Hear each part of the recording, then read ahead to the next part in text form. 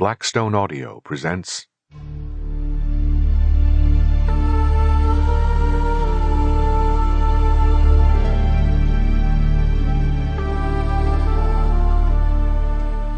I Am Legend by Richard Matheson. To Henry Kuttner, with my grateful thanks for his help and encouragement on this book.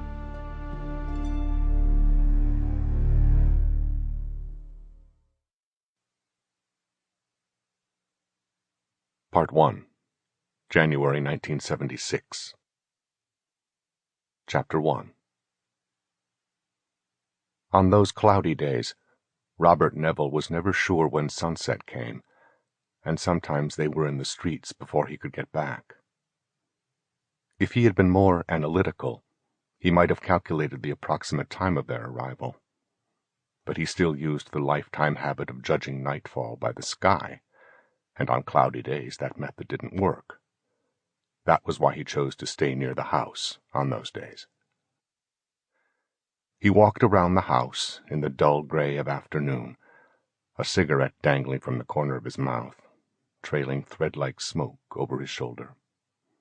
He checked each window to see if any of the boards had been loosened. After violent attacks, the planks were often split or partially pried off, and he had to replace them completely, a job he hated. Today only one plank was loose. Isn't that amazing, he thought. In the backyard, he checked the hothouse and the water tank.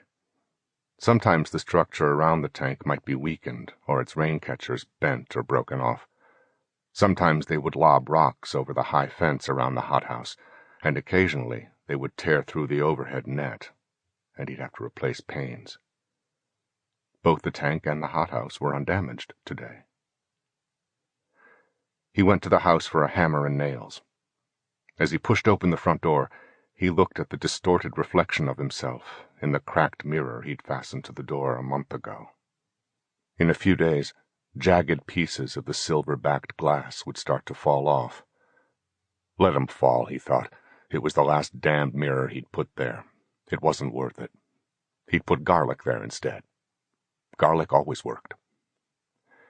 He passed slowly through the dim silence of the living room, turned left into the small hallway, and left again into his bedroom. Once the room had been warmly decorated, but that was in another time. Now it was a room entirely functional, and since Neville's bed and bureau took up so little space, he had converted one side of the room into...